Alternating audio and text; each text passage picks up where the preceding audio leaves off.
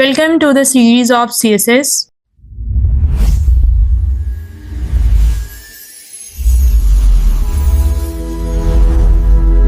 In the lecture 13 of CSS, we are going to know about the box shadow and background image property in CSS. Firstly, we should know about the box shadow property in CSS. Firstly we should know about the box shadow property in CSS. Box shadow का property का मतलब क्या होता है कि किसी भी element के इर्द गिर्द शेडो इफेक्ट को क्रिएट करना. इसको क्रिएट करने का क्या सिंटेक्स होता है?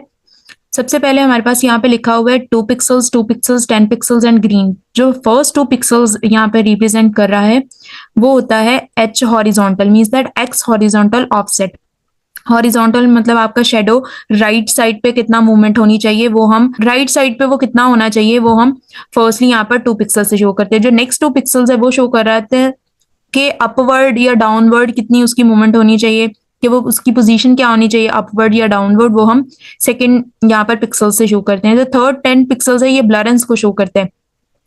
Blur radius optionals means that आप कितना ब्लरी उसको करना चाहते हैं, शेडो को कितना क्लियर करना चाहते हैं, कितना शार्प होना चाहिए शेडो, वो हम ब्लर रेडियस से करते हैं. और जो लास्ट पे हमारे पास लिखा हुआ है कलर, हमारा जो हमारी शेडो है बॉक्स की वो किस कलर की होनी चाहिए वो हम लास्ट पे यहाँ पर लिखते हैं. इसको VS कोड के अंदर एक बार इंप्लीमेंट भी कर लेते हैं. ये हमने वेब पेज के ऊपर 3 कार्ड्स बनाए हुए हैं, प्रोफाइल कार्ड्स बनाए हुए हैं, mister and missus Ali, mister and missus Umar, और फर्स्ट वाले को मैंने अगेन यहाँ पर थर्ड पे रिपीट किया हुआ है.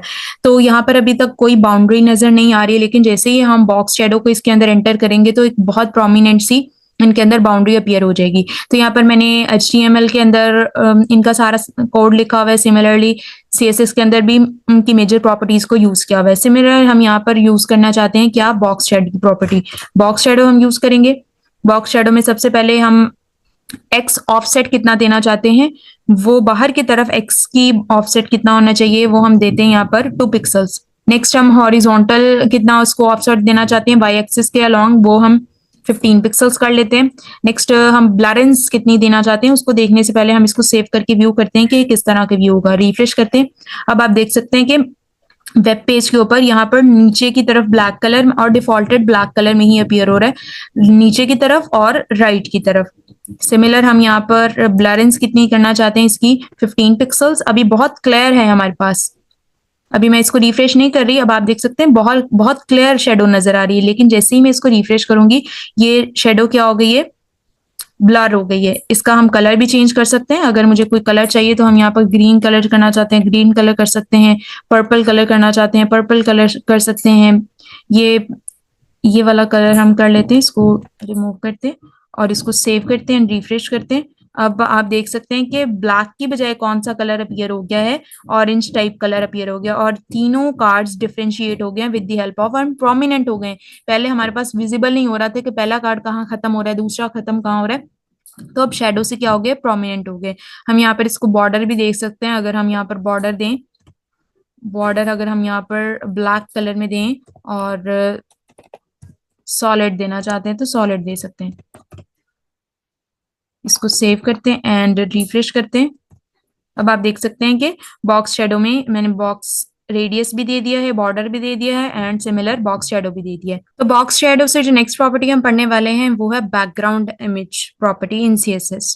बैकग्राउंड इमेज का मतलब क्या होता है कि let's set an image as a background. हम बैकग्राउंड के ऊपर एक इमेज को सेट करना चाहते हैं. इसको लिखने का क्या सिंटैक्स होता है, बैकग्राउंड इमेज लिखेंगे, उसका URL लिखेंगे या पूरा का पूरा पाथ लिखेंगे, उसका साइज लिखेंगे, कंटेन साइज होगा, कवर साइज होगा या ऑटो साइज होगा.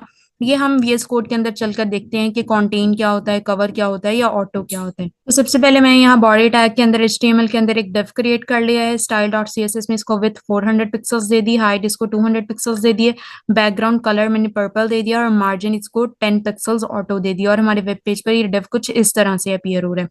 तो हम यहाँ पर एक बैकग्राउंड प्रॉपर्टी को यूज करते हुए बैकग्राउंड इमेज सेट करेंगे सबसे पहले. तो बैकग्राउंड इमेज में हम इसका URL लिखेंगे सबसे पहले पैरेंथेसिस में हम उसका पूरा का पूरा पाथ लिखते हैं. अभी फिलहाल हमारे पास मल्टीपल यहाँ पर ऑप्शंस दिए हैं इमेजेस के, बट हमें कोई एक सेलेक्ट करना है जिसको हम बैकग्राउंड सेट करना चाहते हैं. हम यहाँ पर ब्लू वेव्स या ब्लॉक बैनर्स इसको सेट कर लेते हैं. ये हमारे पास इस तरह की इमेज व्यू हो रही है. चलें इसी को कर लेते हैं. अभी मेरे इस इमेज का जो URL है वो ये है, ब्लॉक बैनर्स. हम यहाँ पर सेट करते हैं ब्लॉक बैनर्स डॉट png, इसको हम क्या करते हैं, सेव करते हैं एंड रिफ्रेश करते हैं अपने वेब पेज के ऊपर।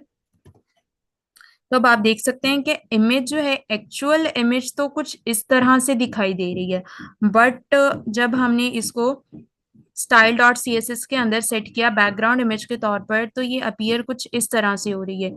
ये कुछ बहुत जूम करके दिखाई दे रही है, प्रॉपरली एक अलाइनमेंट में नहीं है। इसको अलाइन करने का हमारे पास दूसरा तरीका होता है, जो हमने अभी पढ़ा कि बैकग्राउंड साइज कॉन्टेन होना चाहिए, कवर होना चाहिए या ऑटो होना चाहिए। अब हम तीनों को एक बार यूज करके देखते हैं बैकग्राउंड साइज के तौर। तो बैकग्राउंड साइज में हम सबसे पहले कौन सा यूज करेंगे, कॉन्टेन का। कॉन्टेन यूज करते हैं, इसको सेव करते हैं एंड अपने वेब पेज को रिफ्रेश करते हैं। तो अब आप देख सकते हैं कि बैकग्राउंड इमेज जो है यहाँ पर रिपीट हो रही है।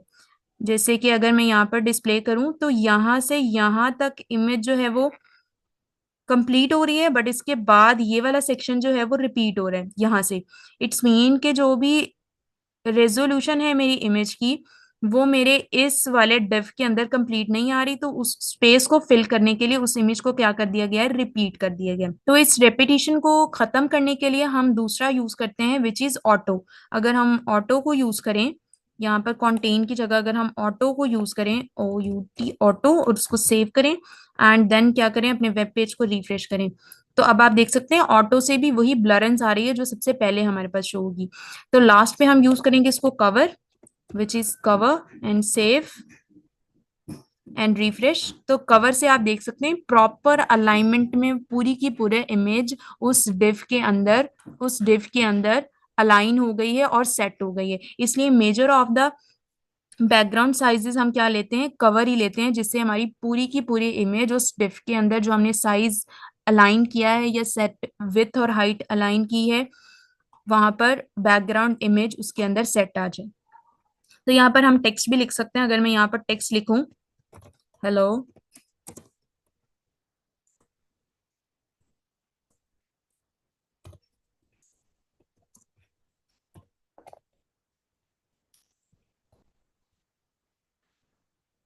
और इसको हम यहाँ पर कलर दे दें, टेक्स्ट कलर। कलर हम यहाँ पर दे सकते हैं, कौन सा कलर होना चाहिए, व्हाइट कलर देते हैं। इसको भी सेव करते हैं, यहाँ पर इसको भी सेव करते हैं एंड अपने वेब पेज को रिफ्रेश करते हैं।